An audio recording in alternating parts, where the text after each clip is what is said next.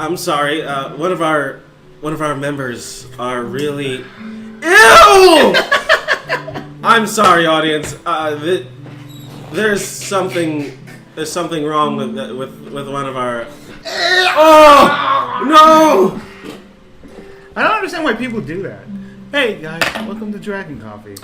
Yeah, I'm sorry. Were we recording the entire time? I think we would. Oh, yeah. Thank you guys for tuning in to another episode of. Oh! There was nothing in there. That was audio, dude. Yes. That's only audio recording. Sorry. No, they love it. Yeah, if I say it like that and shake my head, that means they will love it. We have a new schedule. We will be recording 2 episodes per we will be posting 2 episodes. Yes. They don't know what we every record. Weekend on Saturday and Sunday. They don't know how hard we work.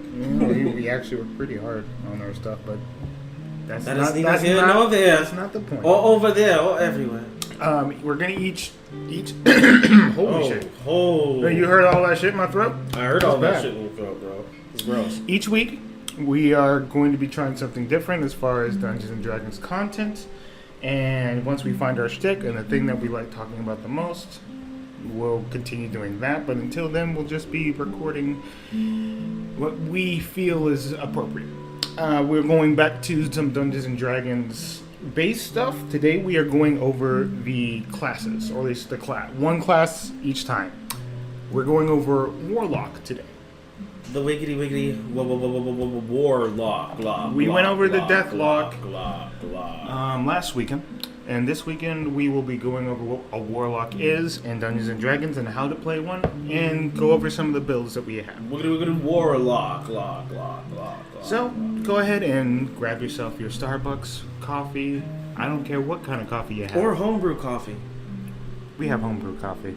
Go ahead and just grab yourself a pot. Some Pop it in your mouth. And then put some sugar in it. Yeah. And make some coffee.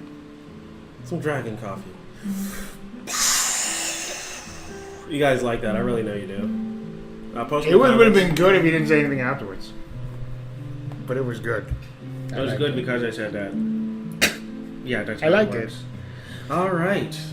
So let's go over what exactly, in your eyeballs is a warlock. So I think the first thing we need to do is we'll go over what Dungeons and Dragons says a warlock is, and then basically go into how we deal with warlock and shit. So we're just going over base terms right now. So let's just read this. It says, with a pseudo-dragon curled on his shoulder, a young elf in golden robes smiles warmly, weaving a magical charm into his honeyed words and bending the palace sentinel to his will. As flames spring to life in her hands, a wizened human whispers the secret name of her demonic patron, infusing her spells with fiendish magic. Shifting his gaze between a battered tome and the odd alignment of the stars, overhead a wild-eyed tiefling chants the mystic ritual that will open a doorway to a distant world. Warlocks are seekers of the knowledge that lies hidden in the fabric of the multiverse. Though through pacts made with mysterious beings of supernatural power, warlocks unlock magical effects, both subtle and spectacular, drawing on the ancient knowledge of beings such as fey nobles, demons, devils, hags, and alien entities of the far realm. Warlocks piece together arcane secrets to bolster their own power. Wow. That's some crazy happenings right there. Yeah. There's a lot more, but we don't need to get into that. I just wanted to go over the base stuff because not at all. I think that describes it in general. Basically, the core thing to a warlock is they are magic-wielding beings that get power from not a god, but pretty much a powerful being or entity on their world. You can call it a demigod, you can call it a patron, you can call it whatever you want. But essentially they're powerful enough to be able to grant someone power, which is you, and use that power for whatever purposes you want it to. Exactly. Your turn. Alright. So Essentially speaking, the way I look at a warlock is that their stats, the way they scale with the rest of the game, is unlike all the other classes out there.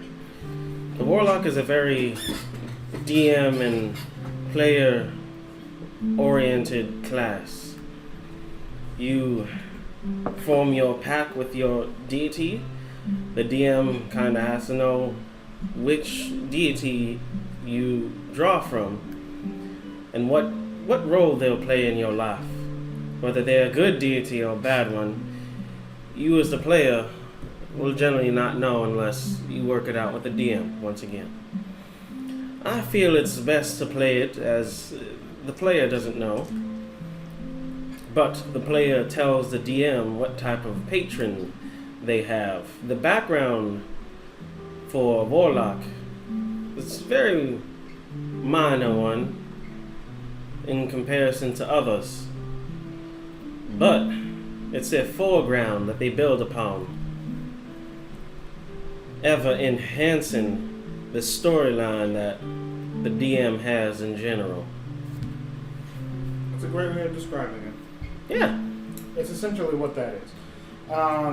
A patron can be something that's already inside Dungeons and Dragons. It could technically be a god if you want it to be, but it's the most interesting thing about the Warlock is the fact that when you're choosing a patron, it's a lot easier to kind of either A, create one, or B, just a lot of powerful beings exist within Dungeons and Dragons. So there's just so many options you can choose, and it offers many different role play aspects. And for us being heavy role players and us loving role play, I think that's a big thing for us. That's why we both ended up playing Warlocks at one point in our games. And one was from the Raven Queen, that's the character you played, and one was a custom patron that I played, which was the Unicorn Lady. So before we get into those, let's talk about the abilities that a Warlock has. Alright, they, first off, for the class features, the beginning stuff, they get a D8. It's pretty good for a spellclassing caster. So they're pretty tanky. They get light armor as well, and simple weapons. Their saving throws are wisdom and charisma. They get to choose 2 skills from Arcana, Deception, History, Intimidation, Investigation, Nature, and Religion. So they get 2 out of those. And of course, when you first start your class, you immediately pick your patron. So you can go the Archfey, Fiend, or the Great Old One. And there's also the extra one, which is the Hexblade. So when you first get into your Warlock, you kind of have to figure out what type of Warlock you want to be. Do you want to be that of a Fey-natured Warlock, something more whimsical, and it's probably something more you would play along the lines of a Trickster, or the Fiend, which you will probably be goaded into doing various things that maybe your character doesn't exactly want to do, but they have to compromise their own playstyle for the way a patron wants to act out. But that's, once again, all player and DM dependent.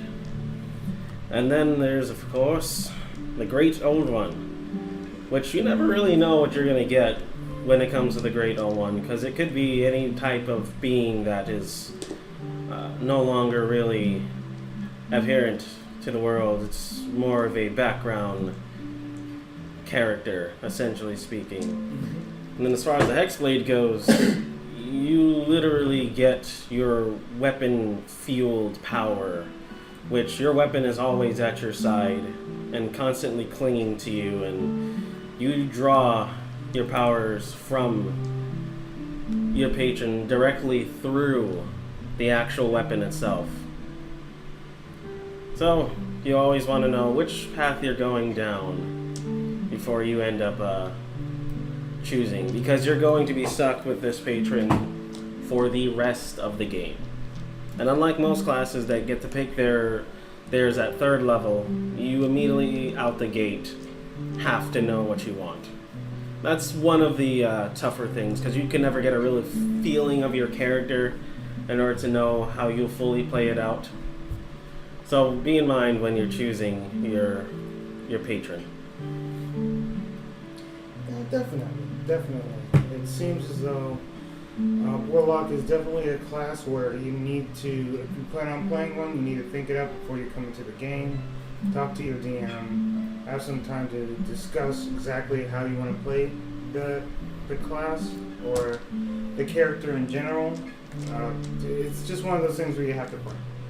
Gotta know your character a little bit, or at least come up with a little bit of background, because I'm of the same mind when it comes to creating a character. In general, it's like you create a character and you come up with some background. If you're one of those character players that are able to have like this 5-page story background, or more than that, or just like even a couple pages, because I can barely do that sometimes, more power to you. And the more you understand your character, the better. But a lot of us don't have that. A lot of us don't really have that ability. We just come up with an idea, we have an idea, and we just go. So, suggestions when coming up with characters in general, especially for a Warlock is to have the base stuff. Where's your character from? What does your character look like? Who are their parents? Who are their siblings? What is like, well, at least one impactful thing that's happened to them in their life that caused them to have this patron? Just have that ideas in your head. Once you have ironed that out, then it's a lot easier to A, come up with a patron, or B, pick a patron. Yeah, were they killed and brought back by their patron, renewed and with a new brand of life? Were they summoned to the actual person, your character? Were they summoned by someone else? Were you taking on a burden for someone else?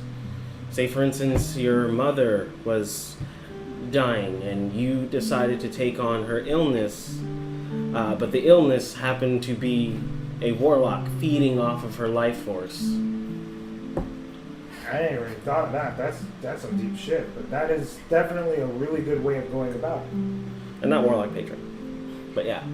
Yeah, I think you understand what you meant. I understand what you meant. It was the demonic thing that was eating out her soul, and just she took that on, and her body wasn't strong enough to handle a patron. She's old. Exactly. Or she's just not strong enough. Who cares? It wasn't strong enough, and you took that on. And oh my god, that's really good. Yeah, steal that. Steal it. Yeah, steal it. It's a really good idea. Just thought of it. It's a really good one. All right, so once we get into spells, we'll get into spells, but we're gonna go ahead and still finish off the things that Warlocks have. At level 1, it's just that, right? Yeah. I mean, that's the biggest thing you get. I mean, the patron. Yeah. Easy enough, and we don't get much stuff until level 3. And for reference, you guys, your spell slots and spells known are very, very limited. You do get your patron spells as well. So keep that in mind when you're building. You get special, spells just for having a certain pact intact. And don't just, I want the spell. So you just go that route. Go for what your character would go for. You just think about the way I see Warlock is I think we've already gone over this enough, and we might beat your head over with it, but it is pretty much what we see Warlock as. It is the core class in Dungeons & Dragons to create a beautiful story. Yeah. Only play it if you're trying to make a beautiful story. If not, if you're a mid-maxer, nothing wrong with it, but if you're a mid-maxer trying to max stuff, and you want to play Warlock, it's going to be hard. Because your DM is going to make stuff up for you for the most part and might not be to your liking. Exactly. If you're one of those players that are just one note and just like certain things the way they are, play a sorcerer or some shit. Just stay away from it. Just our opinion. It's just going to be a lot easier for you to play the game and to play the way you want to. Exactly. All right, so yeah, you don't get a whole lot at the beginning, which is fine, you know. When you're building spells, we'll go over that from 1 to 3. When you're building spells, like you said, go for what your player would have. But as a cantrip, every warlock should have this because it is unique to warlocks and it is broken if done right. Eldritch Blast. Eldritch Blast is the essential spell for warlocks. When you have no more spell slots, given the limited spell slots you have, the one spell slot you typically have, you Eldritch Blast if you're planning on attacking. Eldritch Blast. And if you are looking to help your teammates, you go cantrips that are helpful or just random. The cantrips are random to begin with. But the way I see it is if you are really trying to help a party from level 1 to 3, I know certain warlocks have the ability to have spells like guidance and a lot of spells that can actually be helpful. That's all dependent on your patrons. Yes. It's all dependent on what you can grab and what you can't grab. Because, like we said, Warlock is specific. And if you want specific spells, I'm sure it's not hard, but you have to talk that out with your DM. And if you guys are not too fully sure and you're not really aware of the things inside of the game, they have suggestions underneath the each pack that you have. So for the Archfey, there's the Prince of Frost, the Queen of Air, Darkness, Queen of Air and Darkness, the Ruler of the Glooming Court, Titania of the Summer Court, and her courtesan Oberon, the Green Lord, Harrison, the Prince of Fools, and Ancient Hags. I mean, there's interesting ones that you get to choose from immediately. So if you're not really too sure on what to go, you can always try these, you know? It really will just help flush out your character. And these aren't just suggestions, they're good suggestions. They're suggestions for characters that do exist within the universe itself of Dungeons and Dragons, and they are powerful beings that either A, no one really uses, or B, people use all the time. And Google is your best friend if you don't know who these characters are, which I don't know them. Exactly. Honestly, Google is your best friend. Just Google it. It will be all over the D&D wikis to help you further grasp and understand what you're doing. Telling me you don't know the Great Cthulhu? No. I don't know. Is that a veggie burger? Oh, yeah. They just recently had that it's in the Mystery Meat and Burger King's new special. Oh, Mystery Meat and Burger King's new special. Oh, great! Oh, yes! That's Cthulhu. Oh, Cthulhu. Oh. Cthulhu King. Cthulhu King. Cthulhu-san. That's a... Cthulhu-san. Cthulhu-san. Oh, he's so cute and oh, he's adorable. But anyways, yeah, your spells definitely you rely on Eldritch Blast every 5 seconds. Yep. If you're not running around Eldritch Blasting, you're not a Warlock. You might as well be a Burger King, new Whopper. You might as well be cooked up and sizzled because trust me, your survivability early on is very bad. Yes. Out of most of the classes, your survivability, even though sorcerers and wizards get a D6, their survivability is way better. They have more spells. Even with the fact that they're typically weaker, they still have more spell slots than you. You're a warlock, not a wizard, not a sorcerer, not a bard, no other spellcaster. You're a warlock. You are specific to that. You greed your spell slots very hard. You get 2 spell slots for a very, very long time. And you have to pick and choose the opportune moments when you want to cast them. So even though min-maxing is not really my thing, I suggest you try to get a 20 in charisma, because it's going to be a rough at the beginning and tough game for you. You want to have your spellcasting ability high. Yeah. If you're planning on having spells that require saves, you want that bitch to be high. You want everything to be high for you at the get-go. Either that or save or damage. Save or damage is very good when it comes to this class. Let's go on to the evocations, which you get at level 2. Those are your bread and butter for what your character is going to be molded into. So we're going to go over the very first one. We're going to go down the list of the core rules, because the expanded ones are very, very boisterous. Alright, Agonizing Blast. When you cast your Eldritch Blast, your Charisma modifier is added to the damage dealt and on hit. That's always good. It scales. Because once you hit certain levels with the Eldritch Blast, I believe level 5 and level 11 again, you get an extra blast itself. It's not, two different... it's not a damage die increase. It's a possible chance to crit multiple times. So look out for that. Armor of Shadows. You get Mage Armor for free. I highly suggest taking that. It helps your survivability exponentially. It's perfect, really. You really can't live without it. You can't live with it. You always cast it before a fight. Just don't even not. Let's go Ascendant Step. You can cast Levitate without using spell components. I suggest most of the ones that you can cast without spell components or materials without expending a spell slot, those are ideal for you because they scale infinitely with the game. I mean, you just might as well take them. I'm probably not going to go over all of them because there are way too many. Exactly.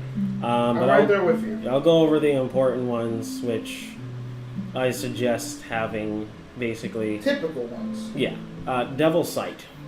You can normally see in darkness and magical darkness to a distance of 120 feet. That's going to help you see through any type of darkness. I mean, there's just really no going around that.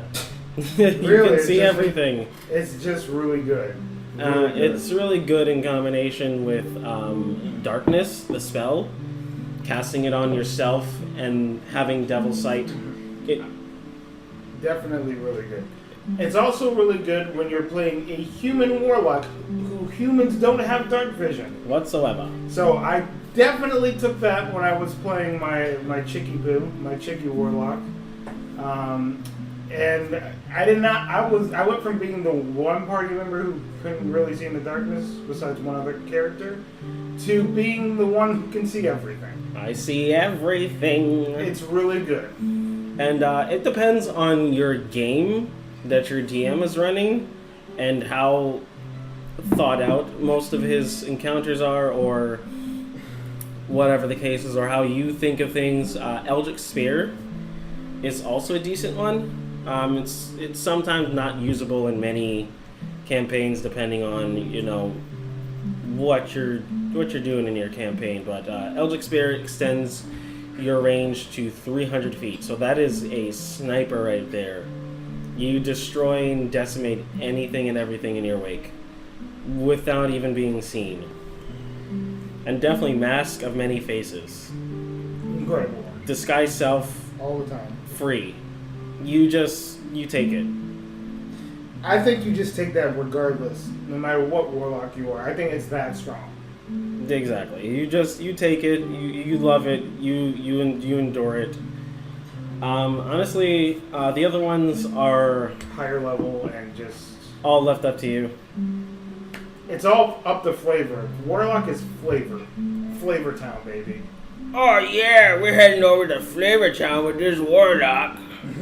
He's so cool. Oh, so what? I was gonna say spicy meatball.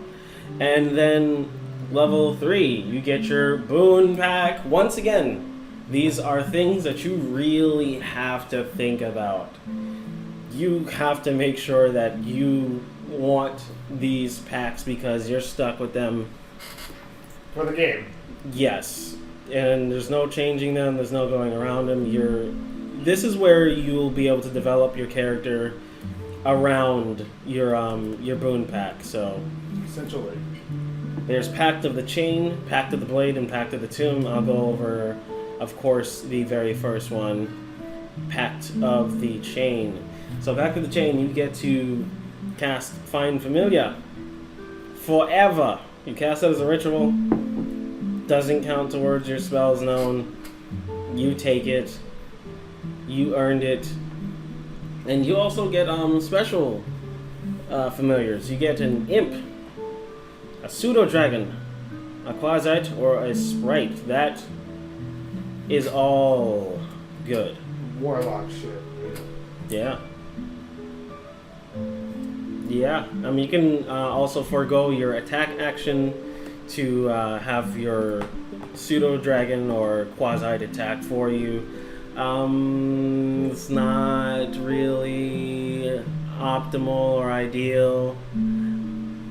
I mean, if depending on how your DM wants to rule that, you can make that a bonus action, because that's really hard to play around. It's really, really hard to play around, and it also doesn't say that the familiar gets a uses their turn or your turn when it comes to this, because these are special ones. So I would really say that they would, get their own turn order. That's just how I would play that. It's too much to just have. It's a part of your kit, and it stays with you for the entire game. You can't not have it. Pretty much. It's all up to Flavor Town, baby. But you Flavor gotta Town. think it out. You have to use. This is one of those classes where you do have to think it out. Yeah. If you don't want a familiar, because their familiars are mostly for scouting and utility. They are there to use the action help whenever they can to give you advantage or your friends advantage. So that's what it's there for the most part. And it's also flavor. Come on, just love it, enjoy it. You get a quasite, pseudo dragon. Come. That's weird, but it is there. It's amazing. No other class gets that. So there's that. Oh, you're not wrong. Quasites are just very specific. Yeah, I mean, I'd rather go imp because imps can turn invisible, but that's neither here nor there. That's up to you guys. All right, Pact of the Blade. As an action, you create a pack weapon in your empty hand. You can choose the form of this melee weapon. Each time you create it, you are proficient with it while you wield it. It counts as a magical weapon, so you get a magic weapon at level 3. That's freaking powerful. It really is. So this goes well with Hexblade, which they added after the fact, which I feel like... It's weird. Yeah. It is a bizarre way of doing it. It really is, honestly. Yeah, but it's still good. Yeah, it's still good. It also disappears if it's more than 5 feet away from you for 1 minuto. Yeah. Oh, yeah. And you can also transform one magic weapon into your pack weapon, so you can constantly swap whatever weapon you have. It's really cool, but it's a 1-hour ritual though. Yeah. Yeah. Which is... Hey.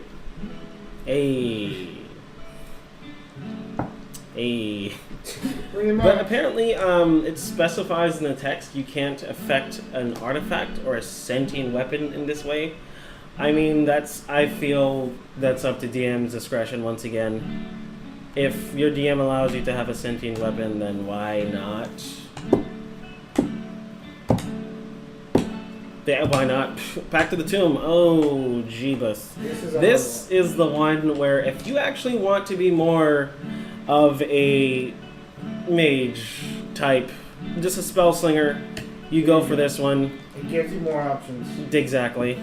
Your patron gives you a grimoire called the Book of Shadows. You gain this feature, you choose 3 cantrips from any class, so that you get 3 free cantrips.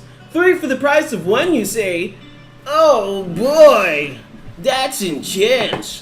While this book is on your person, you can cast those cantrips at will. Oh man, they don't count against your known cantrips. What? If you lose your Book of Shadows, you can perform a 1-hour ceremony to receive a replacement. Oh boy, from your patron. Holy shit.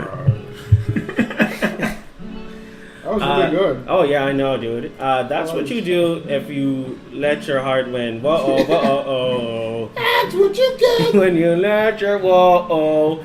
Oh, copyright.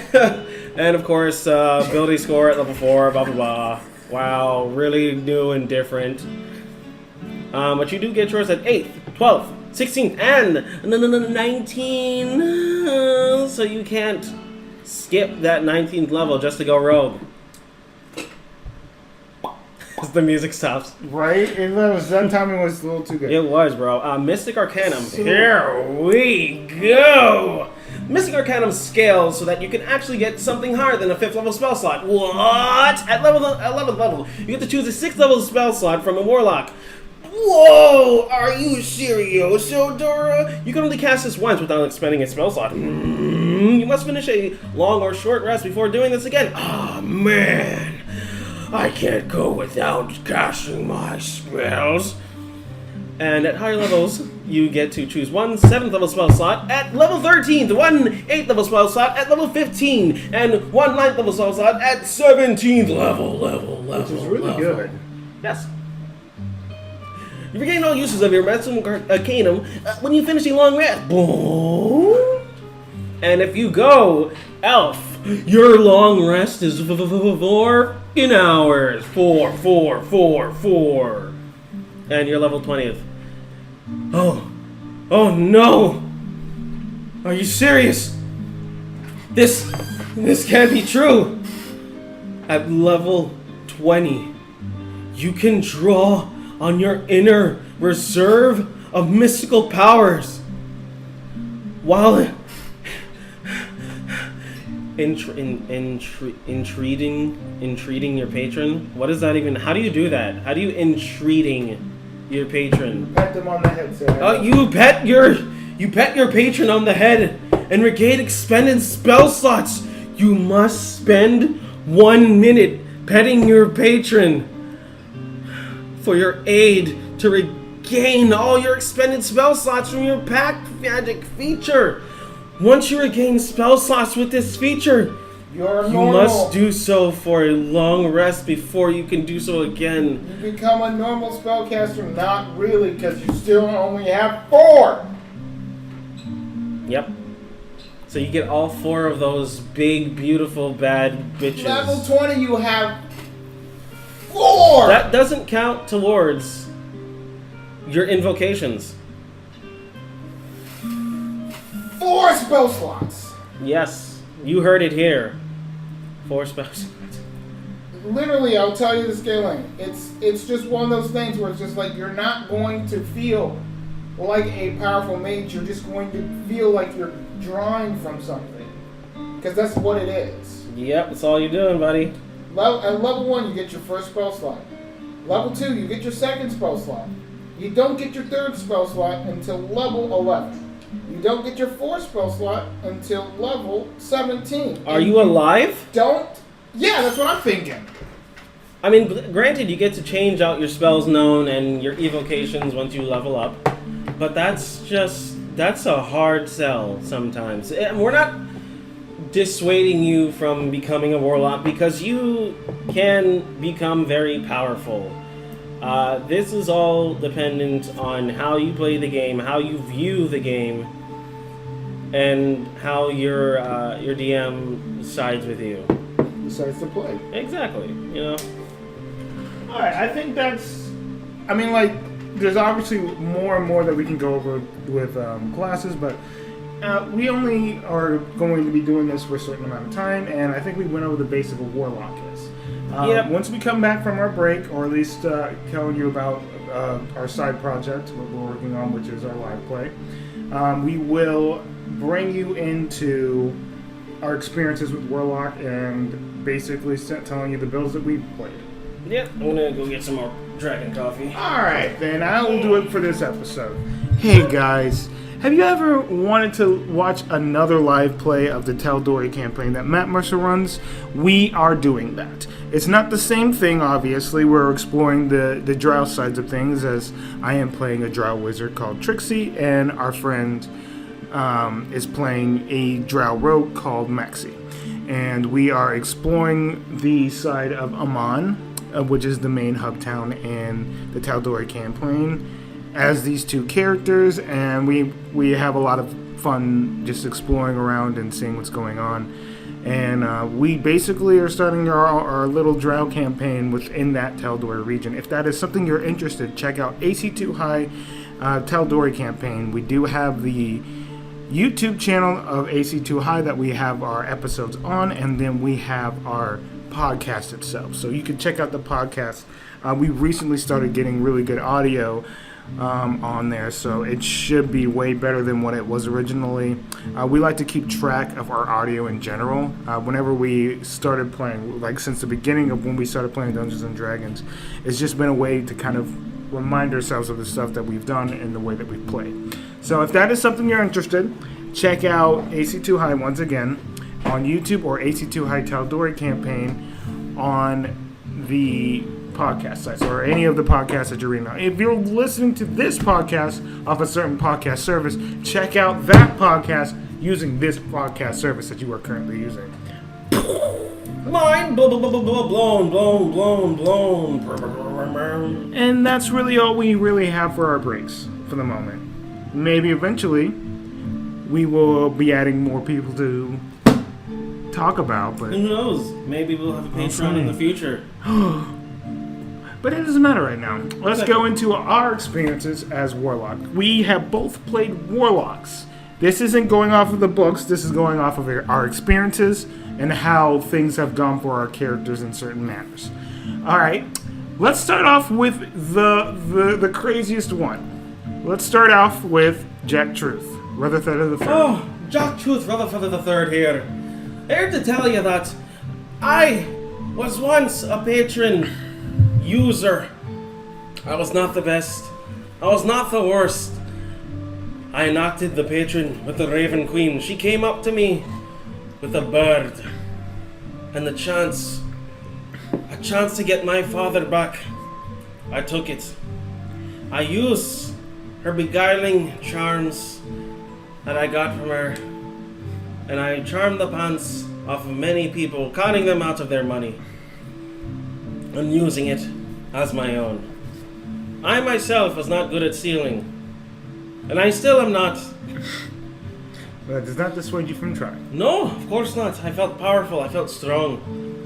I felt invincible. For a very long time, me and Daniel, we scourged the world, taking out foes one by one. We had people with us as well, but they don't really count. Anyway, so it was me and Daniel against the world. Took out dragons 10 times my size. We took out ugly, fat people 2 times my size. Or maybe 3.5. You don't know. But my patron was a sure right asshole. And I did not like her. So she had to go. And I was like, I fought a kraken once. This long time ago. It was so cool. Almost bit my friend's leg off. Luckily he was fine. I think. I didn't actually look, but I'm sure he was fine. Anyways. So I was like, hey, you know, this lady is not treating me nice, and I switched who I served because I didn't like her and she didn't like me, and she was stupid after all, and I was too smart for her.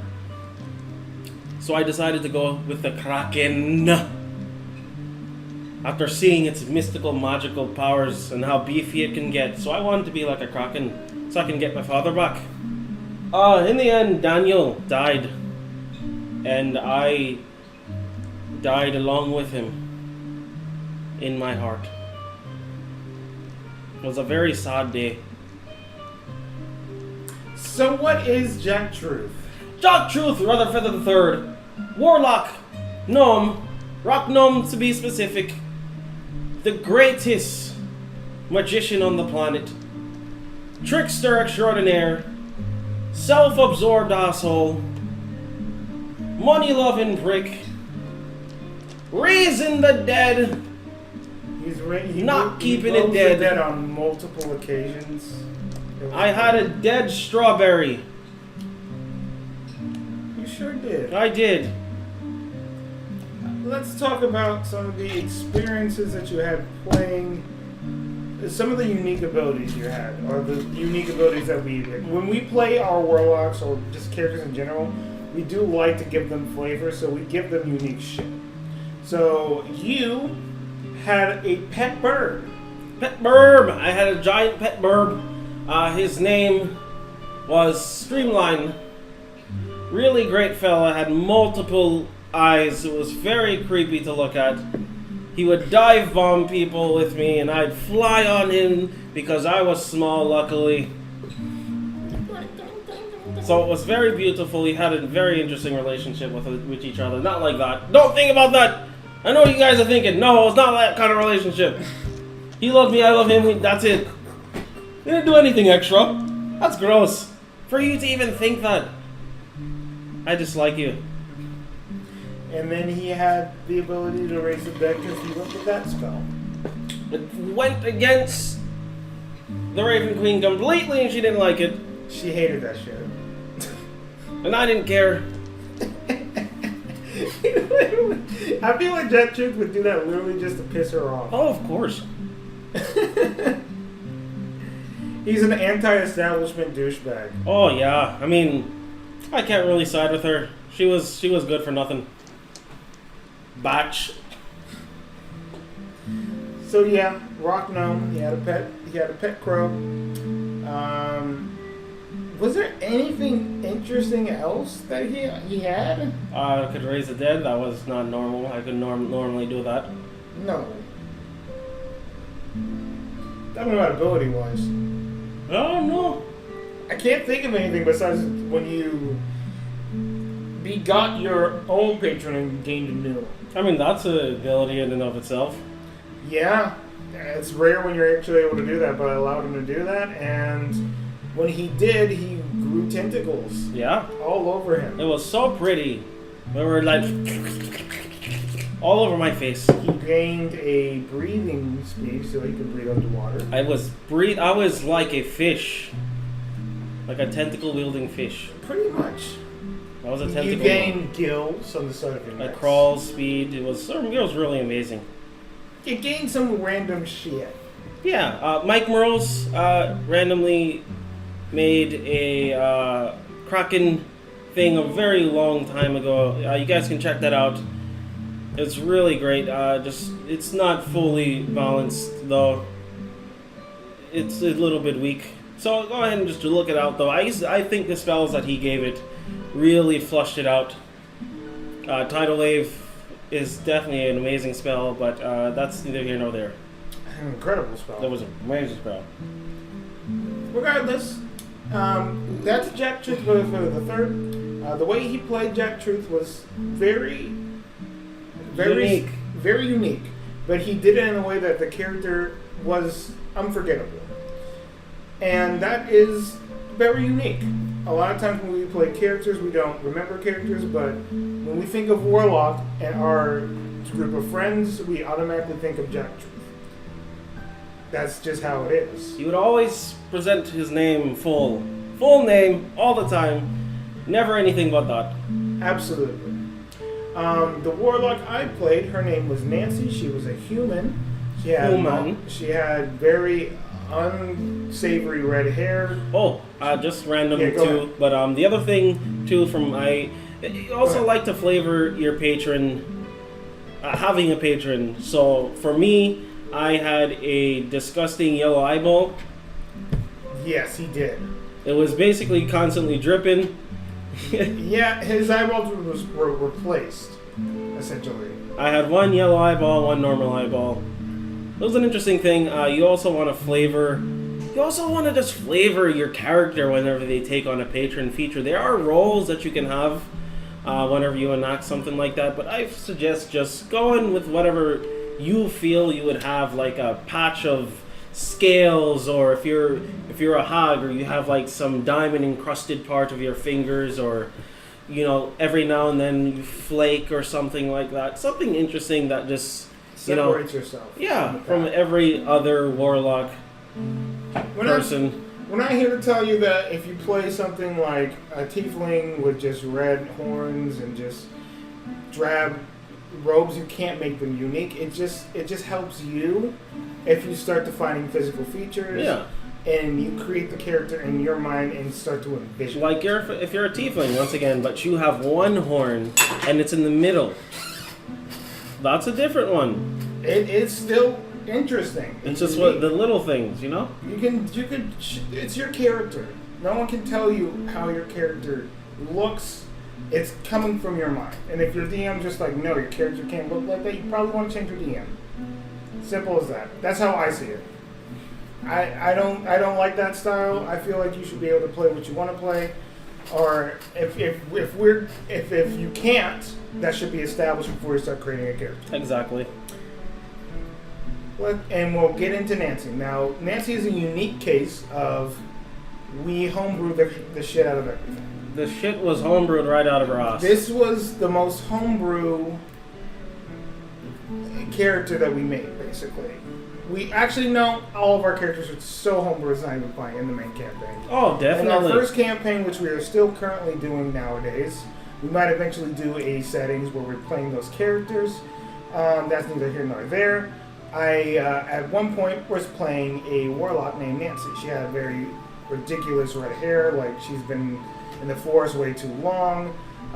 She had a unicorn horn that she grew at times whenever she was about to turn into a Pegasus. She had the unique ability to turn into a Pegasus. She had a horn constantly coming out of her head. She was a drunken slob. She was an interesting build in a warlock, as I had -1 dex on her and put all that dex into strength. And then we made some background story basically saying she had a military background because of all that strength. Oh, yeah. And it worked out very weirdly. But that's the character. The character was able to grow wings and have a flying speed of a normal Pegasus. She wasn't able to gain the abilities, only what a Pegasus can do by flying. And she had unique spells. To that, we didn't even go off of the normal warlock. We just basically looked at the spells that some warlocks get, and we're like, okay, you get that, you get that, you get that, you get that. It was very cool. It was a very interesting design. So homebrewing is very unique. It can make your campaign feel different. It can sometimes be busted. It can sometimes be too weak. The only way you're going to know is if you test it out. That's the only way you're going to know. Exactly. And, sorry, excuse me on that. I'll talk about a couple of experiences with her, and then after that, I think it's a good place to stop in general, because we're almost about to hit that hour mark, and we don't want to go over that. So, she had a knack for getting the shit beat out of her. I remember that one fight is like literally the antithesis of that character. What was the creature that she got swallowed by? The Hydra. Yeah, we fought a Hydra. She got swallowed by the Hydra first, and then two more people. Let's talk about the other thing that happened before. That was just beautiful, and this is flavor to its core. We had a homebrew monster that she was chasing. It was a paper mache. Kind of Jekyll and Hyde type character. They were chasing them through an alleyway, and the Jekyll and Hyde, he was throwing behind paper bombs constantly, one after the other, bombarding the players. One person went down. They were just brought right back up, which was her. As soon as she got up, she rolled a nat 20. Oh yeah, that wasn't pretty insane. I forget all about. Oh, that was the most intense moment in that scenario. That was insane. That was so fucking cool. I rolled it. I played it out, and as a DM, you want to do things like these for your characters because they make their anything feel like it's worth it in the end. So her patron came down from the heavens herself. It was her who got knocked out too. Yeah, it was her who got knocked out. She got knocked out. And then when she came back up, she came back with that 20 fucking force. And so the patron came down. Sorry. Yeah, the patron came down in the glory and said, "You will not harm her," and destroyed this creature because it was weak. It was weak to a radiant to begin with, or was it fire? I don't remember. It was radiant. It was radiant okay. damage because it was the spell that I had was a mix between radiant and I think fire. It was. I'm gonna pull up the spell list now because I'm very curious. It was something you gave me via this unique character. I do believe I remember the name of the spell, but let me look. I think it was Moonbeam. Oh, then I think it was either it was a nat 1 on their deck save maybe, and that was the case.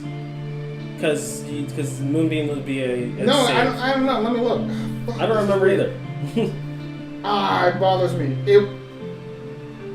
Flame Strike. That's what it was. It was Flame Strike. Yeah, we said it just came down like a pillar. Yeah. Like a pillar of light. 4d6 fire and then 4d6 radiant, but you had the choice between making it all radiant or making it all fire, or having a mix. And I remember it was a paper mache thing that was it was a fire paper mache, so it was immune to fire, I believe, even though it was paper. Mm-hmm. But I think radiance was its weakness, and then BAM! It was so epic.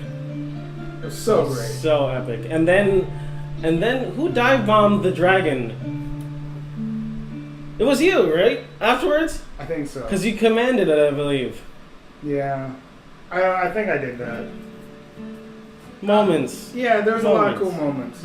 The other moment I was trying to get to, but that one was definitely... Oh, yeah. And now I think about it, that one definitely outshines this random thing that I was about to talk about. I got swallowed by the Hydra, and then 2 other characters got swallowed after me and basically pancaked me every time, and I had to make a dex save every freaking time for the acid that's inside of this thing's stomach. And she has a -1, and she kept passing. That's D&D for you. And D&D. Everyone else was failing, and she was the only one passing. She's like, I will not die in here. And then at the antithesis of everything, she's over there, got people stacked up on top of her, and then she uses a spell and just blasts a hole through this thing's stomach to get out. But the thing's still alive because Gregor was the one who killed her. Yeah. But still, it's a fucking crazy ass crazy moments where you're just like, well, I'm stuck in the side of a dragon. There's 2 people on top of me. Am I thoughts? Maybe. Just maybe. Yeah, it wasn't as cool as the original one, but I thank you for making my character sound way cooler than it actually is. That's why I'm happy. Thank you. Yeah, exactly. Before we get too much into a tangent, that's our experiences with Warlock. Like I said, you can flavor it to whatever you want. Flavor Town? It is Flavor Town, pretty much. If you guys have any suggestions or any ideas of the things you want us to talk about, we do have a feedback note. It's up to you if you want to do that or not. We can take it or leave it. Please do so. It just would help us out for us to know exactly what you would like us to talk about. What we did wrong, what we did right. Whether droning on is not something you want to listen to, or more structured way of telling this stuff. That's, we leave it up to you guys, right? You guys are the ones listening. Not us, because we don't listen to this again. JK. Yeah, you guys, have some coffee. Go to the dollar store. Get some more coffee there, too. Oh, God, that must be bad. No, dollar store coffee is really Have you had good. some? No. But I suggest other people to do that.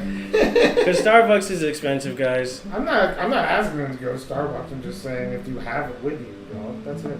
Yeah. Starbucks is But if you listen to this, subscribe to that coffee bell. And toll of the bell! That bell, because, if you don't ring-a-ling-ding, the ding-dong-wing, we won't be able to give you this nice, fat, juicy content. We need you to comment, too. We just want to see something. Just like, hey, that was bad. But with more words than, hey, that was bad. And, hey, wow, I really liked when you guys talked about putting your pencil inside of the sharpener. And the way it twisted and made that sound that you just love. Thank you guys for watching. Exactly. That's what I meant to say. You guys have a beautiful day. Peace.